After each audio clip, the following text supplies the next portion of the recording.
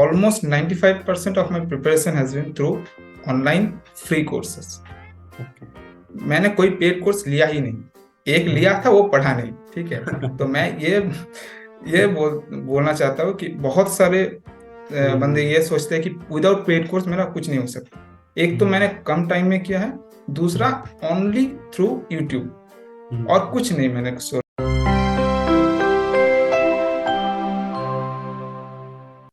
नमस्कार दोस्तों, banker couple channel पे आप सभी का स्वागत है। आज हमारे साथ बहुत ही खास मेहमान हैं अभिजीत चहल जी। ये ESIC SSO हैं। तो अभिजीत जी, बहुत बहुत स्वागत है आपका हमारे चैनल पे। Thank you. अभिजीत जी, सबसे पहले आप अपने बारे में बताइए, थोड़ा सा इंट्रो दीजिए कि आपने कहाँ से पढ़ाई करी थी, फिर ग्रेजुएशन कैसे हुआ, फिर ESIC में कैसे आपका जाना हुआ, थोड़ा इस बारे में बताइए। मेरा नाम अभिजीत चेल है, मैं पुरुलिया वेस्ट बंगाल से हूँ, ठीक है। मेरा एजुकेशनल क्वालिफिकेशन है, मैंने मास्टर्स किया है केमिस्ट्री से। और मार्च 2022 से मेरा प्रिपरेशन स्टार्ट किया था मैंने। मुझे एक्चुअली एक जॉब चाहिए था स्पेसिफिकली। मैंने देखा कि बैंकिंग और इंश्योरेंस ये सबसे ज्यादा आता है, सब इसी कारण से हम आते हैं, ठीक है। तो मैंने स्टार्ट किया और देते गए एग्जाम। पहले 4-5 एग्जाम में नहीं हुए। The first exam I cracked was ESIC SSO का जो प्रीली था, ठीक है। वो 11 जून का था शायद, वो डेट था।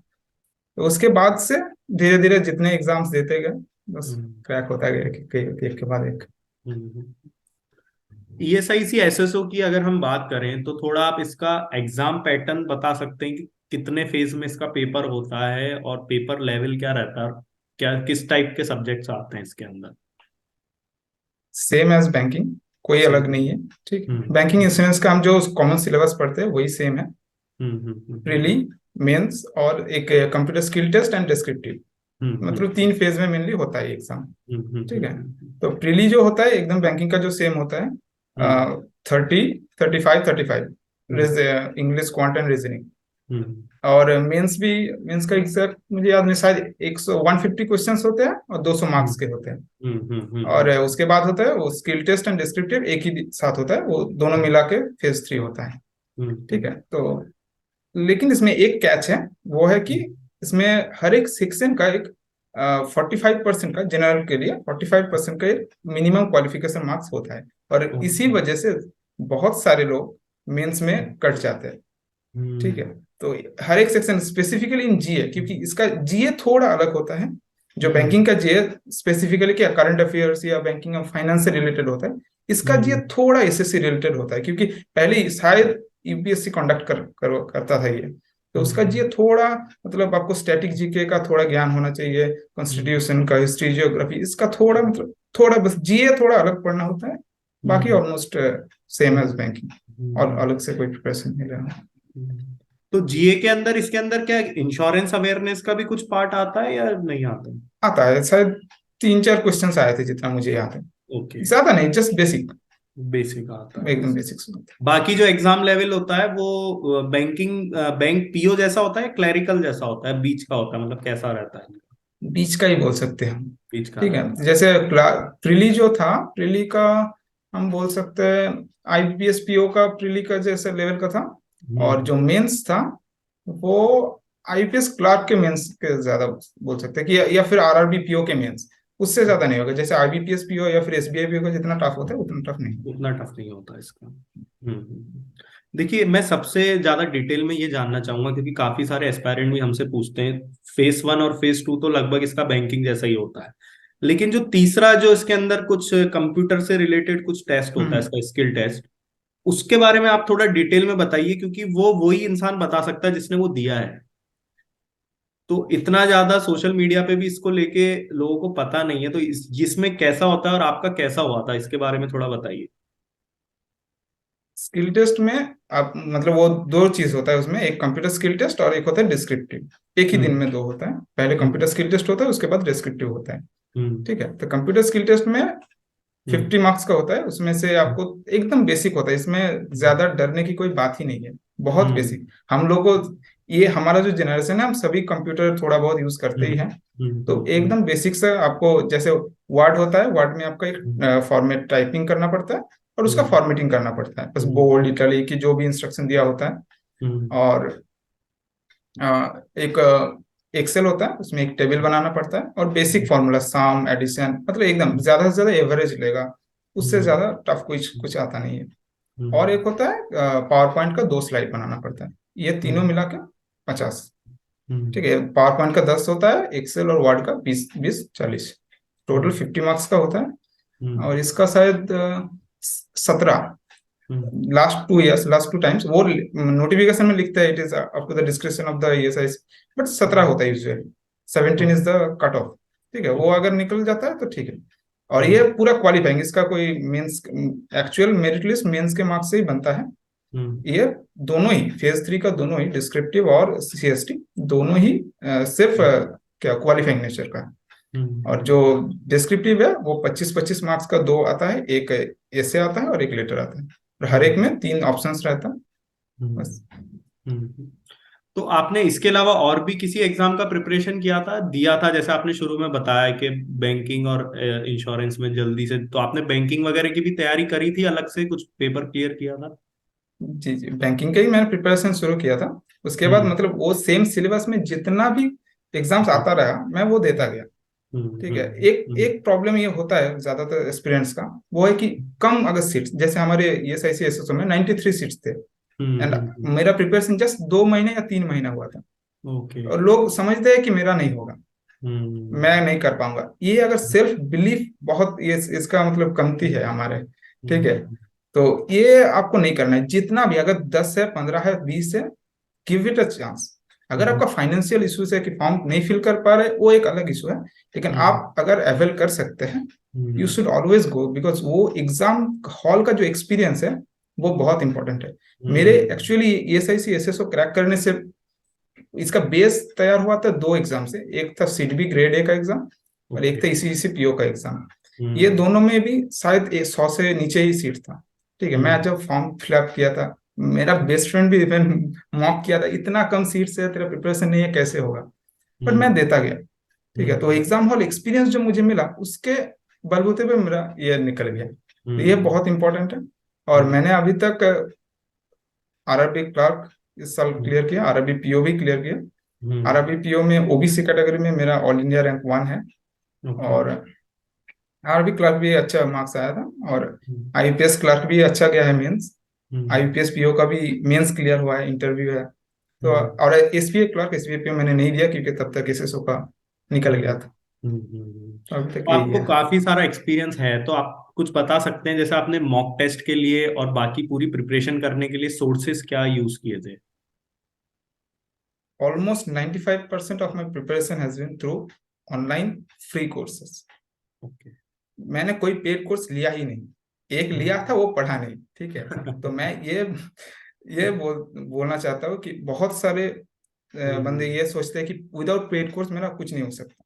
एक तो मैंने कम टाइम में किया है, दूसरा ओनली थ्रू यूट्यूब, और कुछ नहीं मैंने सोर्स दिया। ठीक है, तो ये बहुत इंपॉर्टेंट है कि ये सेल्फ बिलीफ आप में होना चाहिए।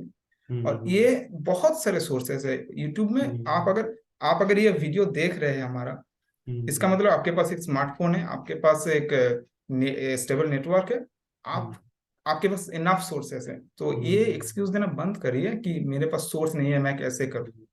पेड कोर्स की कोई जरूरत नहीं, अगर आप अवेल कर सकते हैं अच्छा है, क्योंकि आपको एक स्ट्रक्चर्ड मैनर में मिलता है। अगर नहीं अवेल कर सकते तो इनफ रिसोर्सेस है, उससे आप आराम से कर सकते हैं। प्रिपरेशन के टाइम आप अपना थोड़ा डेली रूटीन बता सकते हैं? जब आप बहुत सारे एग्जाम्स की आपने प्रिपरेशन करी है, तो मतलब आपका क्या रहता था डेली रूटीन? एक्चुअली यहाँ पे मैं मतलब मैंने जो किया, कोई स्पेसिफिक स्ट्रेटेजी नहीं फॉलो किया, मैं एकदम जैसे ब्लैंकेट बैन डाल दिया मेरे ऊपर। वो है कि मैं टोटली खुद को सब चीज से डिटच कर दिया था। मेरे सब सोशल मीडिया साइट्स में ऑफ कर दिया था। ठीक है, सब कुछ ऑफ कर दिया था। I was totally focused into this. मैं सुबह उठता था, पढ़ता था, खाता था, रात को सोता था, 15 16 घंटा जितना होता था। आई डिटच माई सेल्फ फ्रॉम एवरीथिंग, दोस्त सभी से। इसीलिए इतना शायद इतना कम टाइम में हो सका, क्योंकि सिमिलर है आपका जो एफिशिएंसी है। आप अगर दिन में ज्यादा टाइम देंगे, ज्यादा जल्दी आएगा, या फिर अगर कम टाइम देंगे तो थोड़ा दिन बाद आएगा। तो मुझे उतना पेशेंस नहीं था कि मैं 2 साल 3 साल से ट्राई करूं, इसीलिए मैंने मेरा पूरा एफर्ट को कंसंट्रेट किया कि मैं सब कुछ छोड़ूंगा अभी, और अभी इसमें इन्वॉल्व रहूंगा, बस उसी से हो गया। तो मैं पूरा पूरा टाइम मैंने इसके ऊपर ही दिया, मैं कुछ और सभी इंटरटेनमेंट कुछ दिन के लिए बाद दिया लाइफ से। मॉक टेस्ट जी आपने दिए थे? जी। तो मॉक मॉक टेस्ट के टेस्ट, सोर्सेज हाँ, बता सकते हैं आपने किसका दिया था मॉक टेस्ट?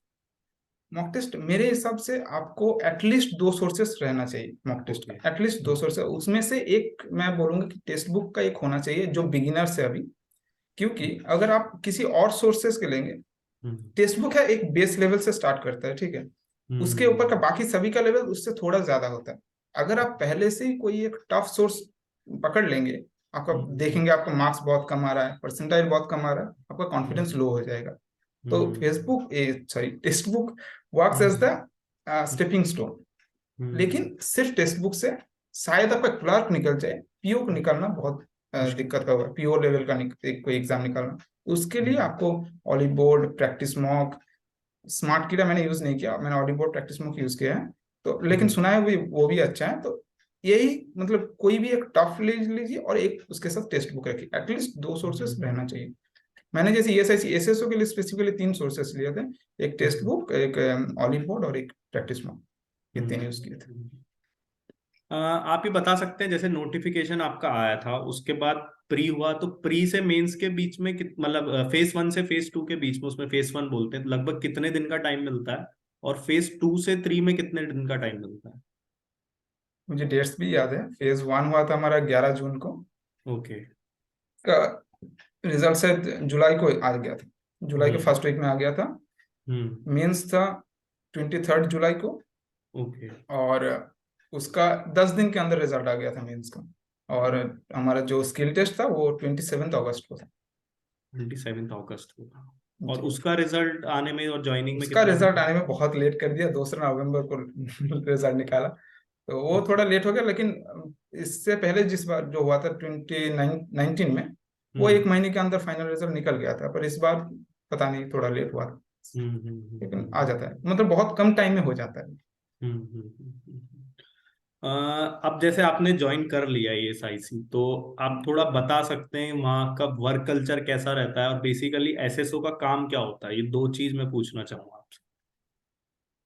अच्छा, तो एक तो सबसे पहले जो हम एस्पायरेंट से जानना चाहते हैं कि वर्क टाइमिंग क्या होता है, तो ये हम्म। स्पेसिफिक टाइमिंग है 9:30 से 6 बजे तक। ओके। ठीक है, टोटल 8.5 घंटा होता है, आधा घंटा लंच के लिए बीच में मिलता है, और हम्म। 8 आवर्स बायोमेट्रिक है, तो अभी स्पेसिफिकली उसी वीक के अंदर आपको करना है। तो this is hmm. The work time. Hmm. और work pressure, it depends on which post you are posted, क्योंकि एसएसओ, ये कैडर के अंदर हमारा 3 पोस्ट आता है। एक जो सोशल सिक्योरिटी ऑफिसर होता है, एक आता है ऑफिस सुपरिंटेंडेंट, मैं अभी ऑफिस सुपरिंटेंडेंट में पोस्टेड हूँ, और एक आता है ब्रांच मैनेजर ग्रेड 2। ठीक है, तो ये अलग अलग आपको ये जानने के लिए कि काम क्या करते हैं, इसको जानने के लिए आपको ईएसआईसी का वर्क प्रोसेस जानना होता है। ठीक है, तो अगर वर्क प्रेशर बोलूँ तो ब्रांच मैनेजर में सबसे ज्यादा होता है। ओके। लेकिन कंपेरेटिव टू, अगर हमें एक पैरामीटर चाहिए कि किसके कंपेरेटिव, तो बैंक के कंपैरिजन में सभी तीनों पोस्ट का वर्क प्रेशर बहुत कम होता है, बहुत ही कम होता है। आपको 8 घंटे में शायद आपको 3 से 4 घंटा इफेक्टिवली काम करना है। ठीक है, तो इतना वर्क प्रेशर है, ज्यादा वर्क प्रेशर नहीं है। इन्वायरमेंट जो है obviously depends on in where you are posted, but मेरा जो अभी मैं जहाँ पे पोस्टेड हूँ रांची में, बहुत अच्छा एनवायरनमेंट है, बहुत अच्छे स्टाफ्स मिले हैं। मेरा जो सीनियर है, ऑफिसर है, वो भी बहुत हेल्पफुल है, तो कल्चर बहुत अच्छा है। मैंने अभी तक मेरा जो फीडबैक है, मेरे अलग जो कॉलिग्स है जो जो अलग अलग जगह पे है, अच्छा है, वो कल्चर तो बहुत ही अच्छा 5 डे वीक रहता है आपका? है। 5 डे वीक रहता अगर लेकिन अगर हॉस्पिटल में पोस्टेड होते हैं तब है? 6 डे हो जाता है, लेकिन तब टाइमिंग 9 से 4 होता है, आई थिंक। ओके, टाइमिंग कम ये हो क्या, जाता है उसके अंदर। Okay, okay. हाँ, तो मतलब actually the rule is 40 hours per week.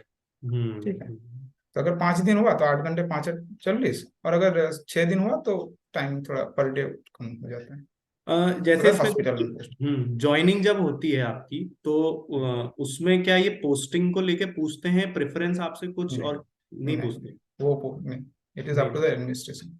Okay, तो पूरी कंट्री में कहीं भी पोस्टिंग मिल सकती है इसमें? कहीं भी मिल सकता है। कहीं भी मिल सकती है। और इसके अलावा ट्रांसफर पॉलिसी क्या रहती है? क्या हर, जैसे बैंक में 3 साल 5 साल का कुछ क्राइटेरिया रहता है, तो ईएसआईसी के अंदर क्या क्राइटेरिया रहता है इसमें? मिनिमम 3 साल होने के बाद हम हम्म। चॉइस दे सकते हैं पर हम्म। कि हम ट्रांसफर होना चाहते हैं।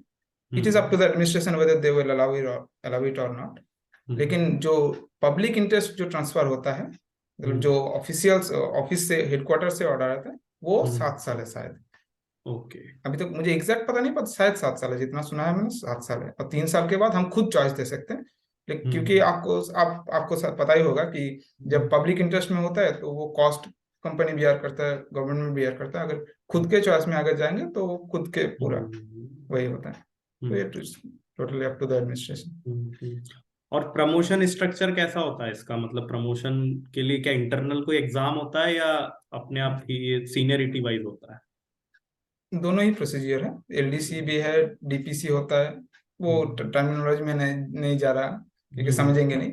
तो हम्म। बेसिकली है कि इंटरनल एग्जाम भी होता है और हम्म। सीनियरिटी प्रमोशन भी होता है। हम्म। हम्म। पर ये थोड़ा ड्रॉबैक है यहाँ का कि बहुत लेट होता है, क्योंकि अभी तक जो 2012 साल में जो एसएसओ ज्वाइन किए थे उनका भी अभी तक ट्रांसफर मतलब प्रमोशन नहीं हुआ।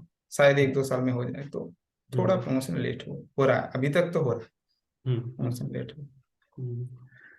कोई फाइनल एडवाइस आप देना चाहेंगे, क्योंकि ईएसआईसी का नोटिफिकेशन सुनने में आ रहा है कि एसएसओ का वापस से आने वाला है बहुत जल्द। हम्म। तो जो एस्पायरेंट बैंकिंग वगैरह की तैयारी करते हैं, तो आपने जैसे एक चीज बताई कि वेकेंसीज कम आती तो कई बार डिमोटिवेट होकर फॉर्म फिलिंग नहीं करते लोग। तो इस बारे में आप कुछ अपने एक्सपीरियंस से बताना चाहेंगे कि ईएसआईसी में ऐसी क्या चीज है जो इसको सबसे अलग बनाती है और आपको जरूर फॉर्म फिल करना चाहिए? एक तो सब एस्पायरेंट हम चाहते हैं कि एक अच्छा पीओ लेवल का हमें सैलरी भी मिले और हम्म। वर्क प्रेशर पीओ जैसा ना हो। हम्म। ये एक सभी के एस्पायरेंट के माइंड में चलता रहता है कि ऐसा कोई जगह मिला, लेकिन इसका हम्म। तो ये आपको मिलेगी ईएसआईसी में। हम्म। ये जो पहले ही आप ऑफिसर पोस्ट में जा रहे हैं, इसमें हम्म। पब्लिक डीलिंग कम है। बहुत लोगों का एंग्जाइटी होता है कि पब्लिक डीलिंग ज्यादा नहीं करना पड़ता। लेकिन हम्म। डिपेंड करता है आप कौन से पोस्ट में है। जैसे मैं जैसे ओएस ऑफिस सुपरिंटेंडेंट हूँ, इसमें पब्लिक डीलिंग कम है। अगर आपको ब्रांच मैनेजर या एसएसओ मिल जाता है, उसमें हम्म। पब्लिक डीलिंग मतलब जैसे जो सोशल सिक्योरिटी ऑफिसर होते हैं जो फील्ड में होते हैं, उनको हम्म। कंपनीज विजिट करने पड़ते हैं। तो हम्म। उनको डिग्निटरीज से ज्यादा होता है, मतलब जो कंपनी के हेड होते हैं उनसे। नॉर्मल पब्लिक से डीलिंग बहुत कम होता है। हॉस्पिटल में अगर होता है तो it depends on where you are posted actually. तो ये एक बात है। और ईएसआईसी में I think you get the satisfaction of helping people actually. यहाँ पे जो हम ईएसआईसी में जो काम करते हैं, हम सोशल सिक्योरिटी प्रोवाइड करते हैं किनको, जो नॉन गवर्नमेंट ऑर्गेनाइजेशन में और प्राइवेट ऑर्गेनाइजेशन में काम करते हैं और जिनका सैलरी 21,000 से कम होता है। तो हम उनको मेडिकल बेनिफिट्स, कैश बेनिफिट्स, बहुत सारे बेनिफिट्स प्रोवाइड करते हैं।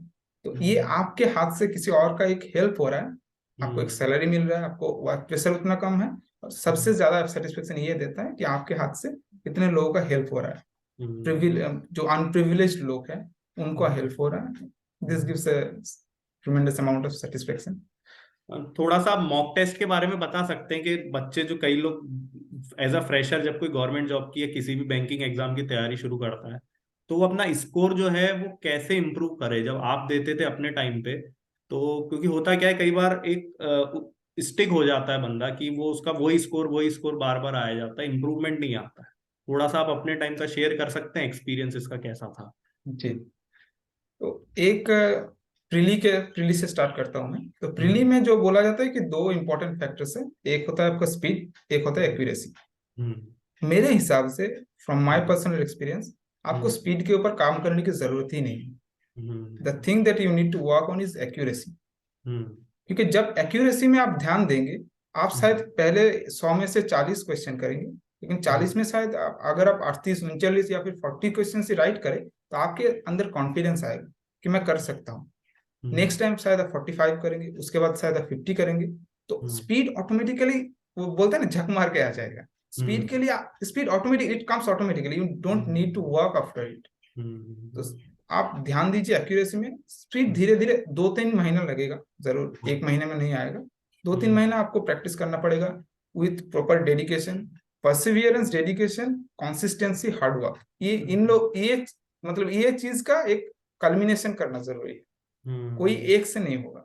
तो सभी चीज का एक कल्मिनेशन करना जरूरी है। हम बोलते हैं कि स्मार्ट वर्क करना जरूरी होता है, तो हार्ड वर्क के साथ स्मार्ट वर्क, जैसे मैंने क्या किया था, स्पेसिफिकली मैं बोलूँ अगर इंग्लिश और जीए के लिए मैंने एक एनवायरनमेंट बनाया था मेरे आसपास। जैसे कि मेरा, जैसे मैंने बोला कि मैं पूरा सोशल मीडिया से डिटैच था, लेकिन मेरा एक टेलीग्राम अकाउंट था, मेरा एक इंस्टाग्राम अकाउंट था। इसमें मैंने जैसे, और जो मेरा यूट्यूब चैनल था, मैंने मेरा जो इंटरटेनमेंट सब्सक्रिप्शन थे सबको मैं अनसब्सक्राइब कर दी, और वही चैनल्स को रखा जो मेरे प्रिपरेशन के रिलेटेड है। ठीक है, जहां से, जैसे आपका चैनल या फिर जो भी रिलेटेड चैनल है जहां से मैं पढ़ सकता हूँ या फिर मोटिवेशन ले सकता हूँ, उस वो चैनल्स को मैं सब्सक्राइब किया और वही देखता रहा। तो उसी रिकमेंडेशन, मतलब रिगार्डिंग दैट रिकमेंडेशन आते रहे। इंस्टाग्राम में मैं इंस्टाग्राम में बहुत सारे, हमारे एक हैबिट है कि थोड़ा एक एक तो खोल लूं, एक खोल के देख लूं।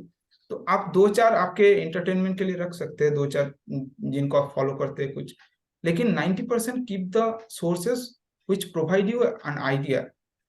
आईएएस का हो, यूपीएससी का हो, एसएससी का हो, जिस किसी का भी हो, अगर आप एक बार इंस्टाग्राम खोलेंगे, आपका दो तो पोस्ट दिखेगा आपको, वो दो पोस्ट में शायद 10-10 20 क्वेश्चन होगा। वही क्वेश्चंस आप शायद जब यूट्यूब खोलेंगे तब वहां पे दिखेगा 5 क्वेश्चन, शायद उसमें रिपीट होगा, वो रिटेंशन होगा। तो ये पैसिव सबकॉन्शियस माइंड से मैं प्रिपेयर करता था।